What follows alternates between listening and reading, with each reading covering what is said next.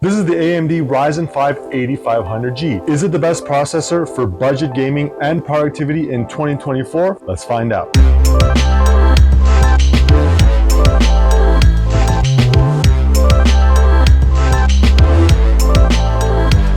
We're going to use this processor to put together a brand new system. And as always, I'm going to share what I like, what I don't like, and give you my final thoughts at the end. So make sure you stay tuned for that. Here's the parts we're going to use. So for a motherboard, we're going with the Gigabyte A620i. This is an excellent value board. It should be a good pair with that 8500G. It's ITX. You can see it's quite small, which should fit well into our case. For memory, I went with the Viper Gaming 16 gigabyte kit, and that's at 5600 mega transfers per second. That's the fastest speed that was still reasonably priced. As soon as you got to 6000, it became a lot more expensive. Try and keep the cost as low as possible. SSD is a Crucial P3 Plus NVMe SSD. That's a 500 gig unit at 4700 megabytes a second. This was the best budget power supply I could find on Amazon, and that's a Thermaltake Smart 500 watt power supply. Comes with a great warranty. It's a high quality unit. It's not modular, but it should be very quiet. And luckily, it fits into this case, which does fit a full ATX size power supply. Of course, we got the 8500G itself. I think this is a tremendous value for what it is. We'll definitely have to do some testing on that. But this is basically the lowest model of the APUs you can get off the shelf. There is an 8600 and an 8700G, but this is going to give you 6 cores, 12 threads with built-in graphics. So what you're getting for what you're paying for in this package, I think is really great. However, there's a limitation, and we will go through that later in the video. And here's our case. This is the Golden Field N2S. It's all aluminum. These panels come off. It is an ITX case, and it does fit a full-size ATX power supply. I really like this case. I've done a lot of builds in this case. It's got that nice cold, hard aluminum finish. It almost looks kind of like Apple-ish. It's very clean, it's very minimal, and you can fit a fair amount of parts in there. These are hard to find on Amazon Canada, but I think Amazon US still has those. And you can find all these parts on Amazon. I've put links in the description, so if you're interested in picking these up, definitely click those to help support the channel. All right, I'm gonna get to building. I'm gonna get Windows installed, and I'll see you once it's all done. Well, it's the following day. I've got Windows installed. As you can tell, I really do love these cases. That's my mini server, and that's my Linux computer there. So I got tons of these cases laying around. Starting off with Geekbench 6, we got a single core score of 2728. And a multi-core score of 10,355. That's with Windows in high performance mode. And I've got the RAM set to 5600 megahertz. So if we take a look at a much higher spec chip, like a 7950X, you can see the single core score ranges from around 2900 to 3000. So we're getting a very similar single core experience. Like here's a 7950X, it's 749 on Newegg Canadian, and the 9950X is about 900. So the fact that we're getting a similar single core score with this 8500G, pretty amazing. That means that you're gonna have amazing snappiness. Day-to-day tasks, opening and closing apps feels really good. Okay, this is Speedometer 3.0. This does a web browsing test to see how fast your web browsing experience is. I've got my Lenovo Yoga 9i that's set up as well for a comparison. Now remember, this full computer with the Ryzen 5 8500G costs about $700 Canadian, or about 500 US. That Yoga 9i retails for $2,200 Canadian, or about $1,500 US. That's triple the price. Is it going to be triple the speed of the 8500G? I don't think so, but let's see what the difference is. Try and hit these at the same time. Both are running Chrome and both connected to the same network. Well, the desktop finished a whole lot quicker.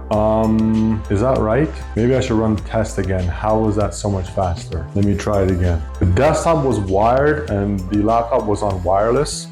Let me go on Wi-Fi. I'm gonna try this again just to see. Okay, track those at the same time. No, it's the same. Even over Wi-Fi, it's the same. As you can see, the 8500G desktop is even faster than the Yoga 9i, both on the same Wi-Fi network. Remember, this full desktop setup, I got it for about $700 Canadian, or about 500 USD. That Lenovo Yoga 9i retails for $2,200 in Canada and about $1,500 US. So triple the price, and yet the desktop with that 8500G is even faster web browsing experience than a $2,000 Lenovo Yoga Ultrabook. Talk about value. This 8500G processor is extremely good value. This is only $200 in Canada. And right now on Amazon.com, it's about $150 US. I do have a full review on the Lenovo Yoga 9i, so definitely check that out if you're interested. I'll attach a link to that video so you can check that out as well. Now, before we get into the gaming benchmarks, there's one thing you really need to know. These AMD APUs share the RAM with your system memory.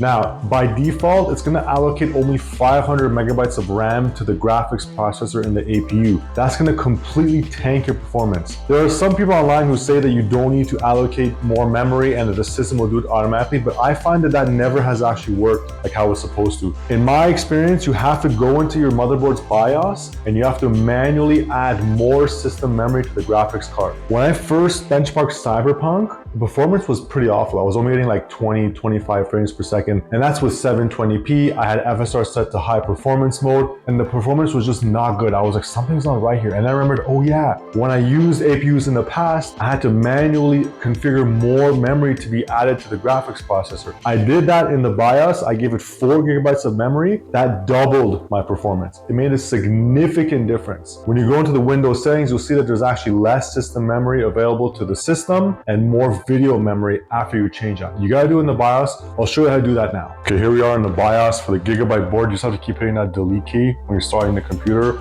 You'll get into the BIOS screen.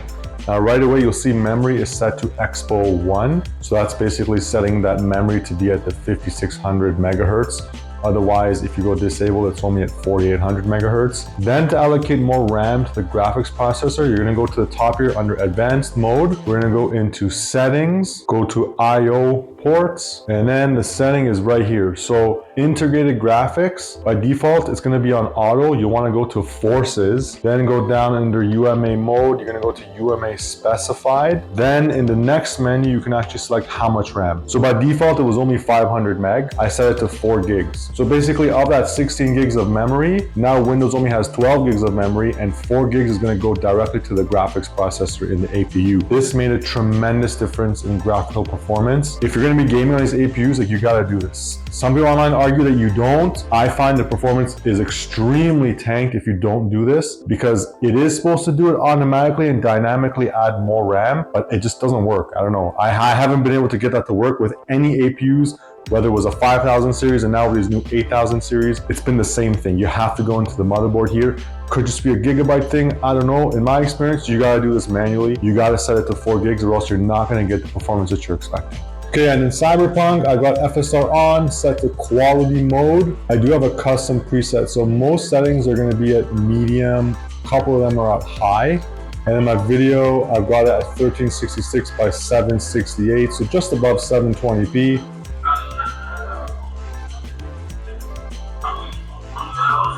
So with those settings, I got an average frames per second of 48, min of 38, and a max of 60. And again, that's at 1366 by 768. If you wanna take that up to about 1080, you can, or even 1600 by 900, you might lose a little bit of an average, which will probably still be over 30 FPS. I think this is a good balance of nice visuals, but also a pretty high frame rate. Definitely quite an enjoyable experience on this 8500G. This is Red Dead Redemption 2. Again, I'm at 1366 by 768, so above 720p, below 1080p. Preset, I start off at the low preset, but I made texture quality high, and it's gonna be a mix of low and medium settings, the rest of everything. FSR, I have it set to quality with sharpening all the way.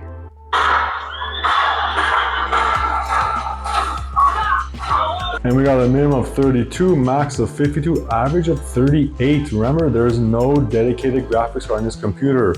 Well, it's been a couple of days. I've had some time to use and test the system. Let's start off with the pros. It's great for normal use and light gaming. That single core performance score is extremely impressive for the price. And for day-to-day tasks, web browsing, document work, it's extremely snappy. As I showed you, it even outperformed my Yoga 9i, which blew my mind. I didn't believe it at first, but it had faster performance when it came to web browsing. Also, the fact that it's compatible with DDR5, so you can get the latest platforms and that DDR5 memory at a very low cost. It's It's also readily available, unlike previous APUs. Back in the 4000 series days, they had the 4650G that only came in pre-built PCs. It wasn't until the 5000 series that AMD actually released the APUs for consumers. If you're looking for some entry-level gaming or you're just building an office PC, I think it's a great system. This computer I'm actually building for my girlfriend's aunt. She's not a gamer, she's going to be using it for documents and everyday tasks, but the price and the performance, plus the fact that it has onboard graphics, is incredible. I definitely want to test out that gaming. Of course, I'm going to uninstall all the games before I give it to her, but I think for most people, this is an excellent choice. Okay, what are the downsides? There's not a lot of cost-effective ITX motherboards that are compatible with this processor. So that Gigabyte A620i was a great low price. It was a good match to get with the 8500G, but I couldn't really find anything else that was worth the price. So motherboard compatibility, especially if you're looking at the cost compared to the processor, it's quite limited. Also, the VRAM has to be adjusted manually. I know a lot of people argue that the system will automatically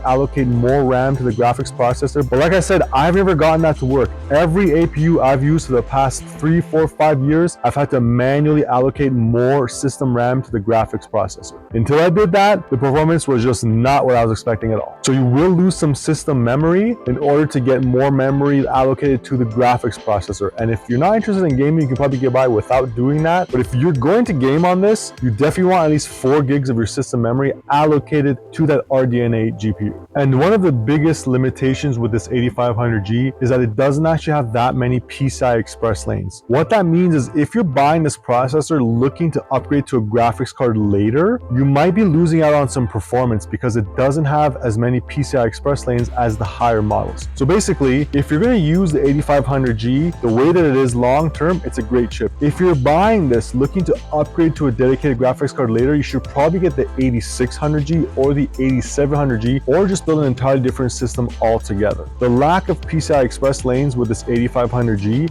is going to make it limited for future upgrading. So if you want to pick up all the parts that are in the system, I've linked them into the description. If you click those links, it definitely helps support the channel. Thank you so much for watching. Hit that like button, subscribe, leave me a comment if there's anything that I missed, and I'll cover it in a short video. Thanks so much. See you next time.